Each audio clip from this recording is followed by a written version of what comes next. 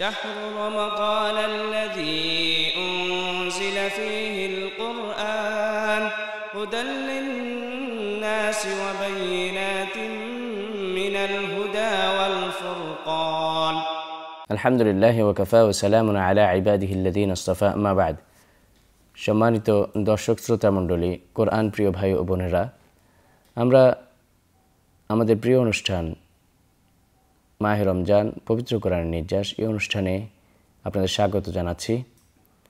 আমরা আজকে আলোচনা করব 25তম পারা।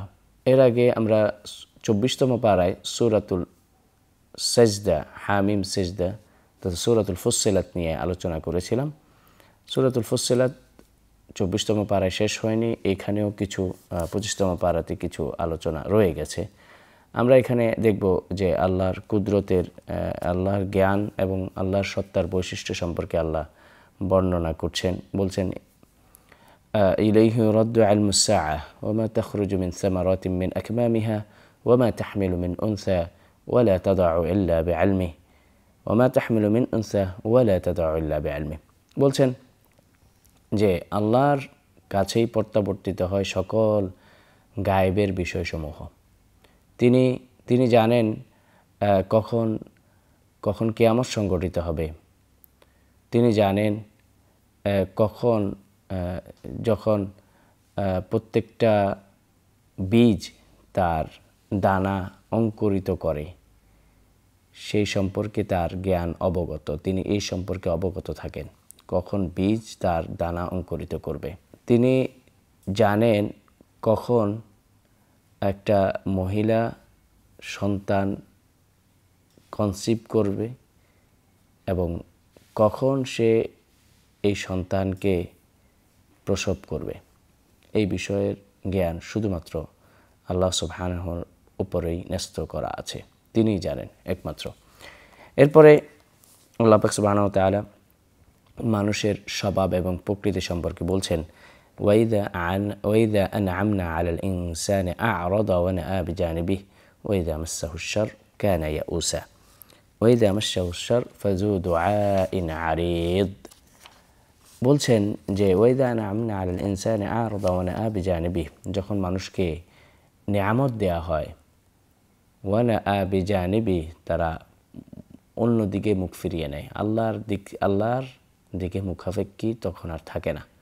আর যখন তাদেরকে কষ্ট পেয়ে বসে তখন তারা আল্লাহর দিকে ফিরে আসে।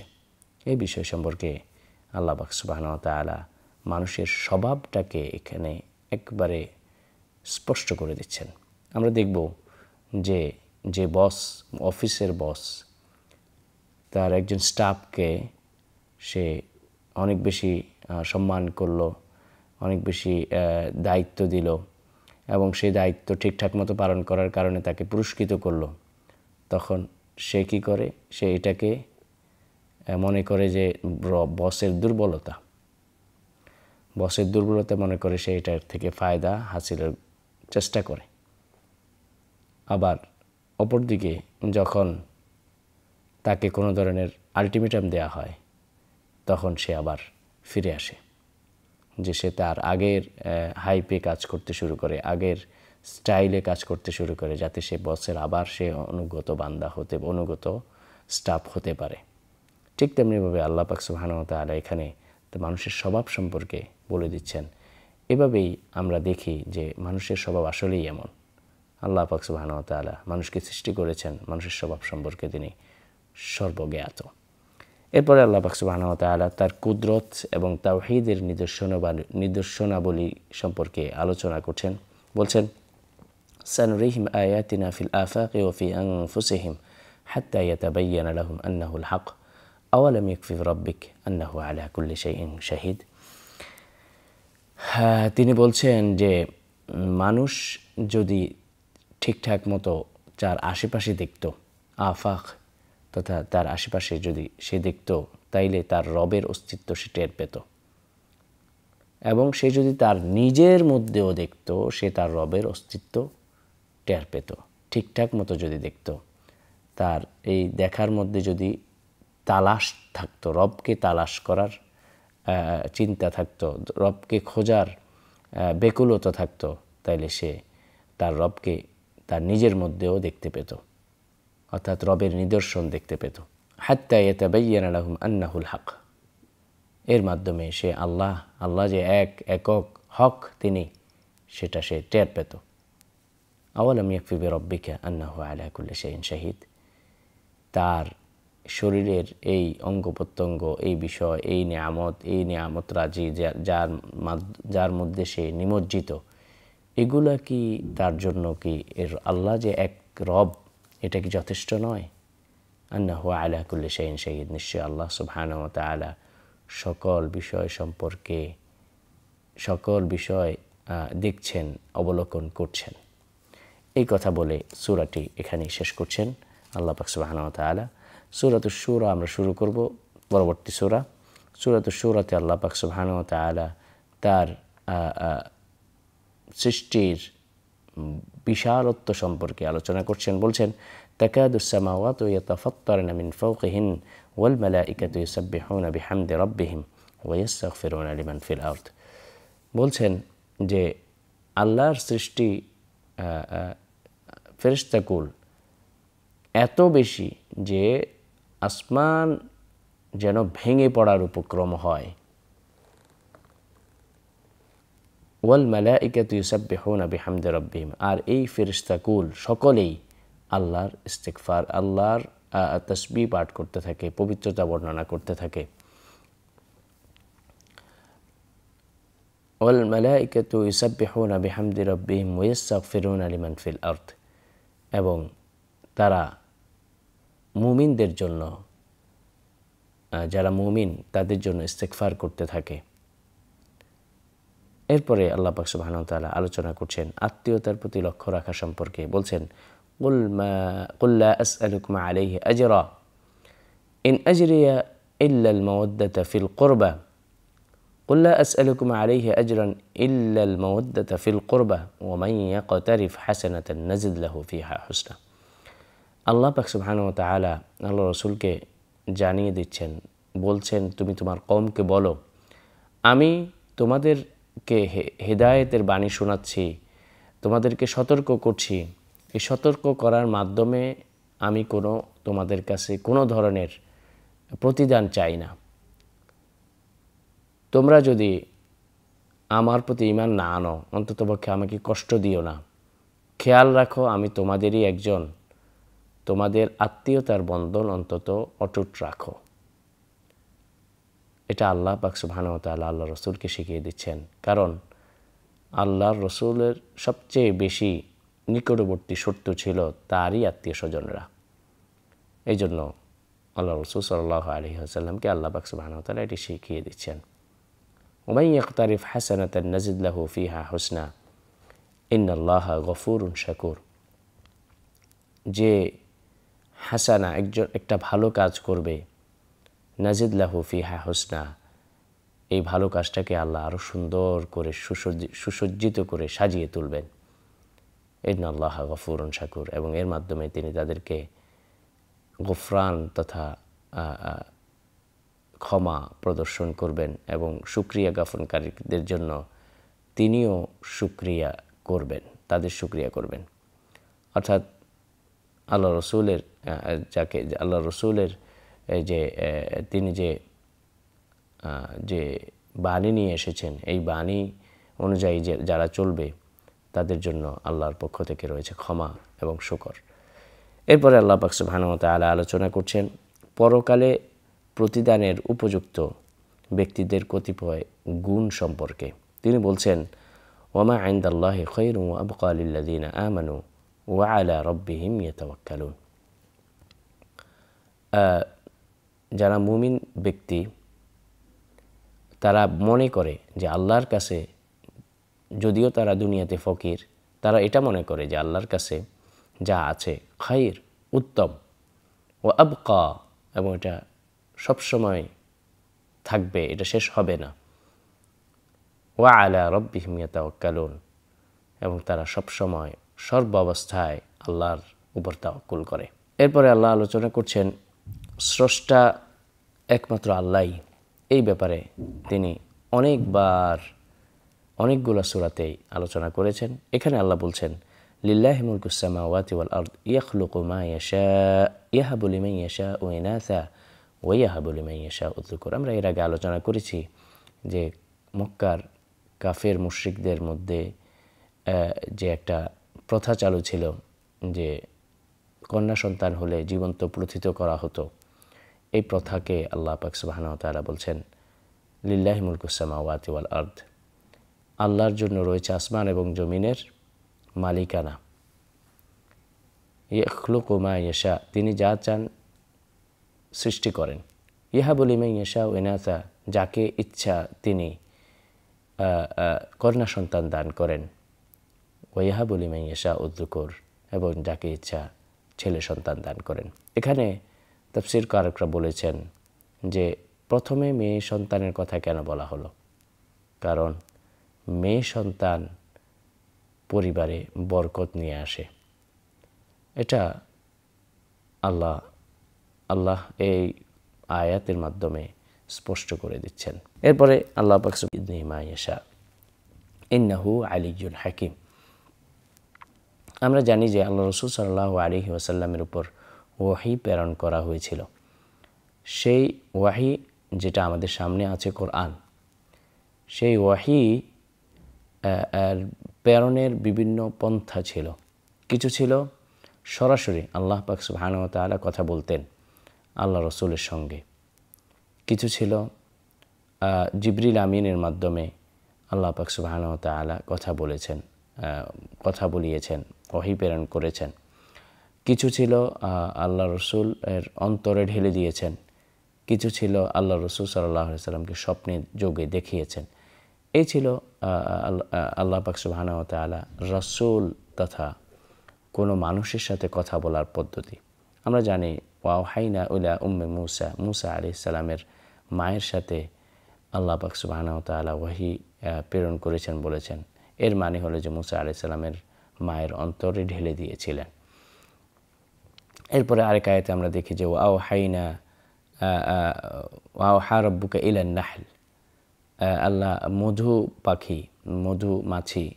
মৌমাছিকে আল্লাহ পাক মৌমাছির প্রতি ওহী প্রেরণ করেছেন। মানে কি, মৌমাছিকে আল্লাহ তাদেরকে জানিয়ে দিয়েছেন, তাদের অন্তরে এটাকে সেট করে দিয়েছেন যে তারা ওয়াওহা রাব্বুকা ইলান নাহলি আন ইত্তাখিযি মিনাল জিবালি বুয়ুতা ওয়া মিনাশ শাজারি ওয়া মিম্মা ইয়ারিশুন, তারা যেন পাহাড়ে এবং গাছে যেন তাদের বাসা করে, ওখানে যেন তারা তাদের থাকার ব্যবস্থা করে নেয়, এবং ওখানে তাদের যে মধু আহরণ করা, ওখানে জমা করা, এই বিষয়টা সম্পর্কে আল্লাহ পাক সুবহানাহু ওয়া তাআলা দিক নির্দেশনা দিয়ে দিয়েছিলেন। এবং মানুষের সাথে কথা বলার যে ওয়াহীর মাধ্যম এটা আর পশু পাখি রাসূলের সাথে কথা বলা, এগুলা সম্পূর্ণ আলাদা। যেটা বুঝতে হলে আমাদেরকে উলুমুল কোরআনের ওয়াহী পার্টে আমাদেরকে ভালো করে পড়তে হবে, তারপরে আমরা বুঝতে পারবো ইনশাআল্লাহ। এরপরে আমরা ঢুকবো সূরাতুজ যুখরুফে। আল্লাহ পাক সুবহানাহু ওয়া তাআলা সূরাতুজ যুখরুফে কোরআনের কসম করছেন, বলছেন হামিম ওয়াল কিতাবিল মুবিন।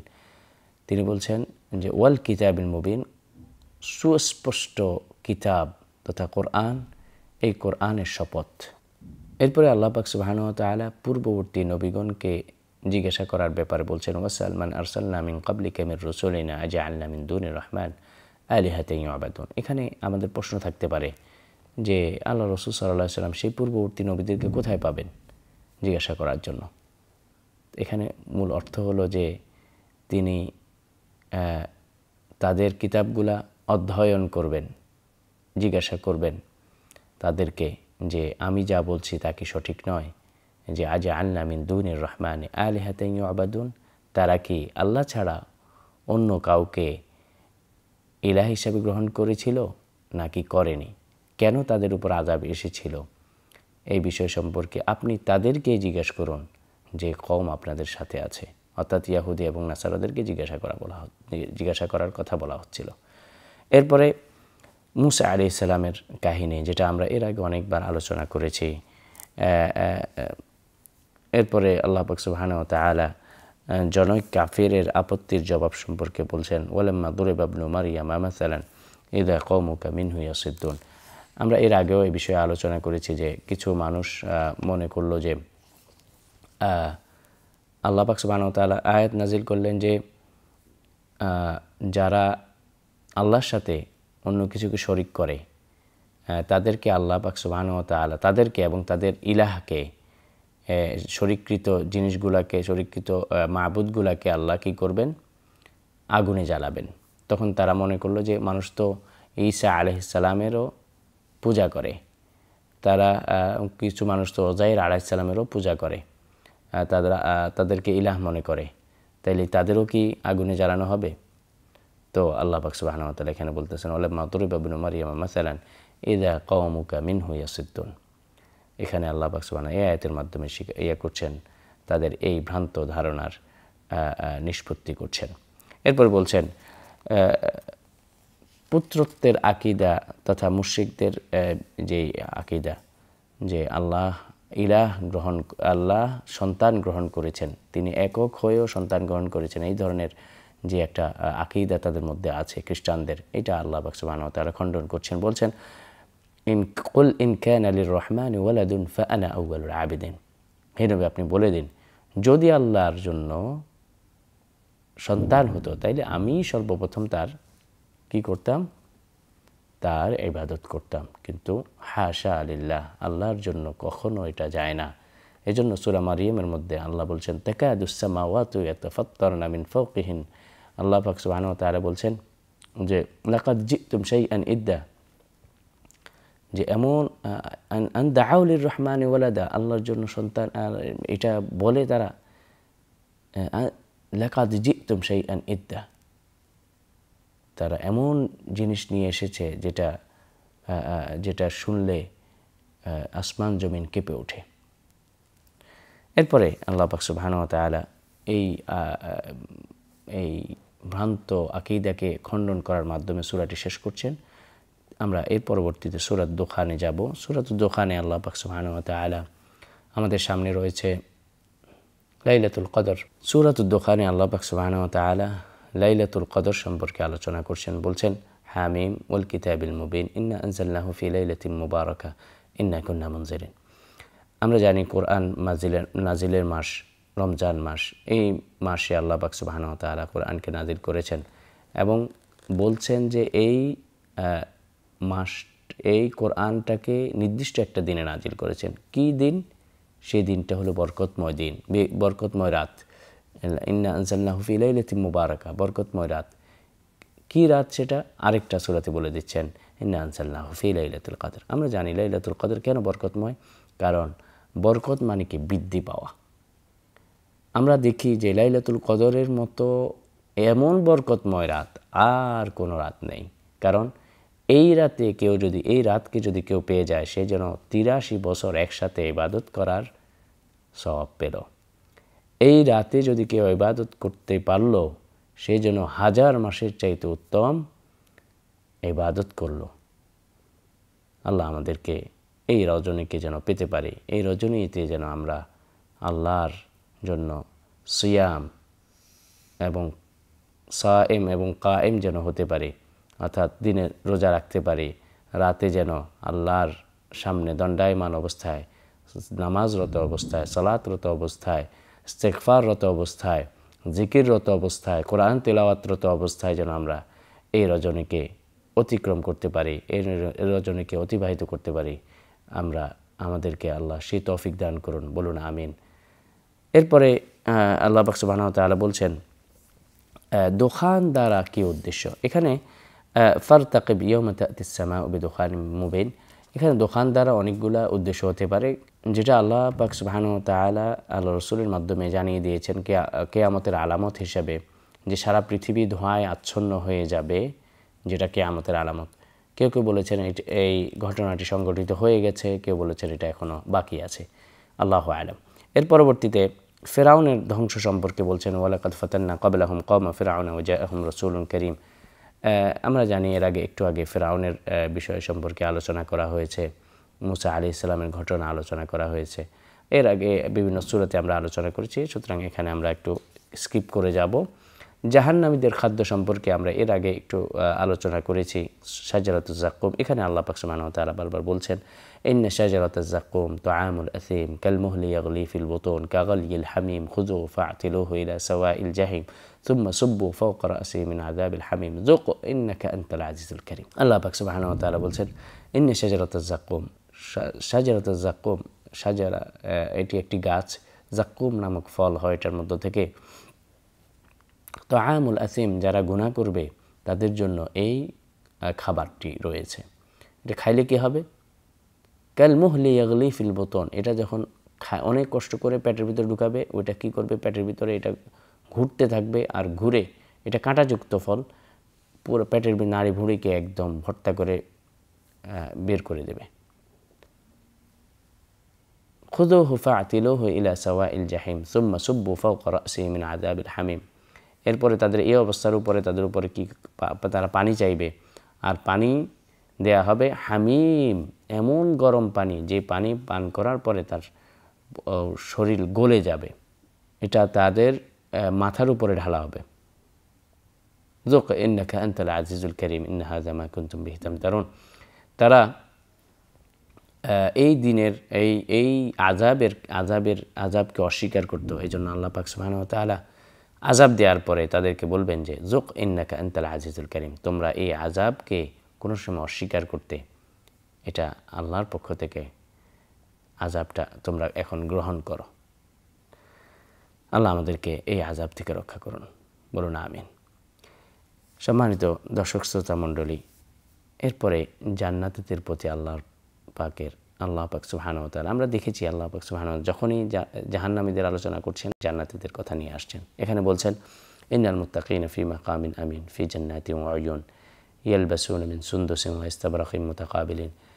জান্নাতের বিভিন্ন নিয়ামত রাজি সম্পর্কে এর আগেও আমরা আলোচনা করেছি, এখানেও তার ব্যত্যয় নয়। এভাবেই আল্লাহ পাক সুবহানাহু ওয়া তাআলা সব সময় জাহান্নামীদের আলোচনা করার পরে জান্নাতবাসীর বিভিন্ন নিয়ামত রাজির কথা এখানে বলে দেন। এরপরে সূরাতুল জাসিয়াতে আমরা যাব।